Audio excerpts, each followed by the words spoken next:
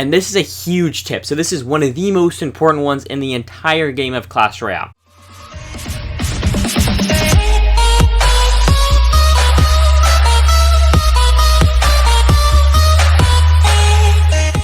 Hello everyone, it is NeonBlack Gaming here, back in the YouTube video, and today we're first going to go open up this clan chest, and then right after that I'm going to show you guys and give you tips on how to break 4,000 trophies. So first of all, let's go open up this clan chest, and hopefully we can get a legendary or some good epic and rare. So 1,000 gold to add up to my whopping total of over 400,000, then the mortar, then some fire spirits, then some inferno towers, bomb tower, rage, and oh, I thought we were going to get a legendary there, but nope, none there. But you know, that's fine, we still got some nice gold. So now I'm going to show you a couple tips and a couple decks that will get you above 4,000 trophies guaranteed. So first of all, I've seen people around level 10 getting above 4,000 trophies, but if you're level 11, it should be a lot easier. So number 2 is make a very good deck. So I like using the Lava Hound Balloon deck. It is extremely strong. I have 2 variations. One is with the Fireball, one is with the Night Witch, but the core cards you want are the Lava Hound and the Balloon. So my deck is Fireball, Lava Hound, Minions, Log, Electro Wizard, Balloon, Mega Minion, and Skeleton Army. So I'm going to get into a battle and keep doing tips as I'm talking. So first of all, you might notice that I have max minions. Well, you want to request 1 card and 1 card only for as long as you can until you get it to max, because over-leveling cards will help you get extremely better and higher trophy counts.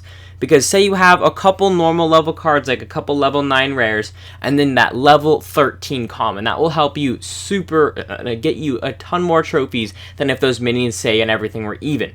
So that's going to get you a lot more trophies. Another tip is you want to have a balanced level deck. So yes, you can have some over-leveled cards, but you don't want to have a ton of cards that are under-leveled. For instance, if I have all my commons are level, 11, and then I have one that's level 6, like that's not going to help you win those games, because that makes that card almost unusable.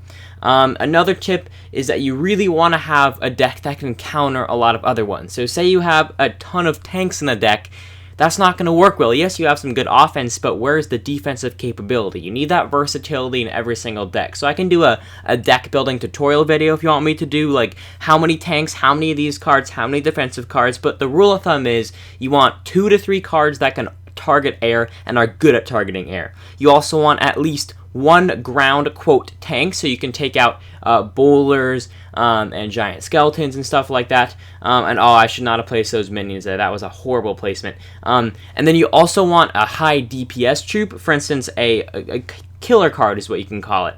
I call them killer cards because they can get to the tower. For instance, a balloon is a killer card. A lava hound is a tank, but not a killer card, because if it gets to the tower, it will do, maybe 500 damage alone, but that's not even close to how much you need. Right now, I'm not doing the best. It's hard to obviously commentate about something completely random and then play a game, but that's fine. And also, you have to learn, speaking about this, you're not going to win every single battle. Yes, you can win, okay, I looked up on Stats Royale, a website I used a lot. The average win rate of the top players in the world are around 55%. Right now, I have 53.5 win rate. That might not seem like a lot, but trust me, I have played over 5,000 battles, and I've won maybe 2,600. So there you go, not the best of battles for the first one, but that doesn't matter. We're going to win the next one for sure. And just do not get discouraged. If you lose, you know what? Doesn't matter. And this is a huge tip. So this is one of the most important ones in the entire game of Clash Royale. And here it is. So if you lose maybe 2 or 3 battles in a row, do not switch decks. I repeat, do not switch decks. There's only one reason you should, and if it's a bad deck. If you've been using it a really long time, like this, my Lava Hound deck, I've played over 500 battles with it, then don't switch it. If it's a new one and it's bad, switch it, obviously. But sometimes you just get unlucky. You play people who counter your deck really well. Sometimes you just play higher level people, and sometimes you're just having a bad day. So just take a break and then come right back into it, and you should be good. Another really, really important tip is predict what cards they have. So if this guy has a Lava Hound, he obviously has a balloon, and now there's the balloon. If he has a balloon, then he has a Lava Hound. So you just got to kind of play the game a long time, then you start to realize, okay, then he has this card, if he's that card, if he's a Golem, he probably has a Pump, or if he's a Pump, he's a Golem. So that type of situation will really help you get those extra points that you need, and that extra step above your opponent, because if you know they're going to drop the next card next, then you can counter it perfectly. Another good tip is you can remember their cycle. So I know his Lava Hound is going to be next in rotation because he's dropped all the cards, so he's probably going to drop that next. Yep, so Tombstone, so now here comes the Lava Hound next, unless he wants to counter my Mega Minion. That means after his Lava Hound, he'll have Balloon in rotation, so you just gotta know that. So I'm gonna prepare for the Balloon, get my minions down, and then I can cycle to my E-Wiz after I drop my Balloon. So you wanna think 2 steps ahead of what you're gonna play, and that will help you counter her troops, or his troops, a lot better. Let's see, any more really important tips? There are a lot of small ones, like obviously positive elixir traits, but that's kind of obvious. And this is kind of a misconception. So say I countered a Hog Rider with a Minion Horde. You lose elixir, right? That it costs 4 for a Hog and 5 for a Minion Horde. But then think about it this way.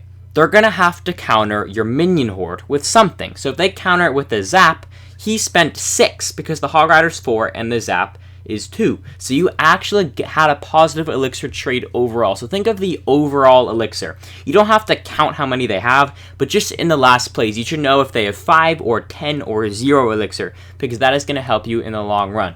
So here is the Lava Hound coming down. I know he's going to drop the Balloon next. It's insanely obvious he's going to counter my Lava Hound with a minion, so I'm just going to get ready for those. And now I'm going to play some good defense over here. Here comes some minions. Hover the Fireball. No, I don't even need to do that. He's going to go Arrow there, so I'm going to go E-Wiz. Then I'm going to go Fireball. Come on, catch that right there. Nice. I really have to get that Balloon down as fast as possible. I mean, not my Balloon. I have to get it off the map as fast as possible, and that was a really good defensive play there. Mega Minion is going to get a swipe off on my tower, but you know, that's completely fine. Another thing you should know is do not panic if you lose a tower. So what? You have 3 towers. You don't lose the game until all your towers are gone or they have more than you. So as long as you can do that, you should be 100% okay. So like for instance, right now, you know how I lost a tower in the beginning. I'm not freaking out at all. I know I can counter his deck. I know what he has, and it's not like he has this insane card that can one-shot my tower. It doesn't work that way. For this deck, specifically, the Lava Hound deck can take a tower in one push. You should know what your deck can do. So say they have a full health tower and they already have one, you already have one down. If you have a chip cycle deck, it's not really going to work that well because you need many pushes to get that tower down. But if you have a Lava Hound or Golem deck, you know you can take them down within one push. So that's what you got to do. You got to know what your deck and know the capabilities of what you can do. Because that's going to... Oh my goodness, that Fireball was insane. You just got to know what they can do. And look at this. I'm slowly getting his tower down. Well, not slowly. That's one push right there, actually. So now I'm actually going to go drop this Lava Hound here right in front of the Mega Minion, because that is going to be able to counter their tower. I do not care about that Balloon. I'm going to go straight for his tower. Come on, get there. As long as I can get a couple shots off. Come on, Lava Hound. One more. There we go. And we pull out that win. So right there, as you saw, I let that Balloon go. Sometimes, this is another tip. This is pretty much it. Just, I'm throwing tips at you right now. If, say, you have a ton of... Oh, whoa, I got something there. Oh, never mind. I thought I got a chest or something. So say you each have a tower down. It's 10 seconds left, and they have a push coming your way, and you have a couple troops.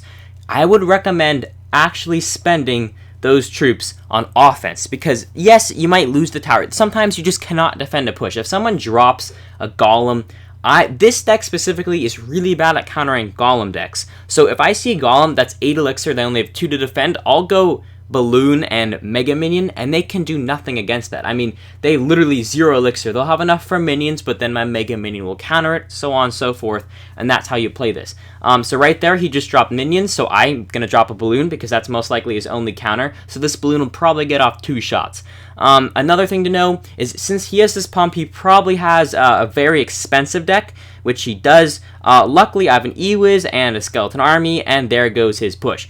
So as you saw there, I just played a couple cards, couple elixir trades, positively. Come on, minions, just get away, get away, get away. Nice, minions, okay. And those couple positive elixir trades will help me build up. So let's see, I spent 5 and... No, he spent 5 and 5, obviously, so that's going to be 10. I spent 3 for the Skarmy, and 4 for the Oh, wait, no, I gotta go. Balloon, Mega Minion. Watch this. I'm telling you, this is how it's gonna work. He's gonna go drop minions, and then the Mega Minion will counter his minions. See, literally, the thing I just told you works. These tips are not fake. Trust me, I know what I'm doing, and it's gonna help you guys get a ton more trophies. So now, see, I punished him. When someone drops a pump, you have to punish them, because if they let that pump build up and they get another one down, it's not going to be good. You got to keep them on the defense. If so, then they'll never be able to get that positive elixir advantage from the pump, and you'll be able to counter them. So here, I'm going to take damage. I know I will. It's probably going to have the tower go down, but you know, that's okay. So I could drop a skeleton army, or I could drop minions, which will help me on the offense. So I might as well drop minions. And look, I'm going to lose a tower, but that is just fine. As long as you have one tower up, which is the king tower, you're gonna be fine. Look, I have a full health lava hound on his tower right now, and that is fine. So technically, I'm winning right now. Even though I just lost a tower, his pump is almost gone, and I should be perfectly okay. Sometimes you have to know when your deck will not counter. So in this situation, look, his extremely strong deck is going to be able to do mine pretty well. But as long as I can take out his balloon fast enough, I shouldn't lose my tower all the way. So that is actually going to be a fairly big problem. Not horrible. I still have a nice push going his way.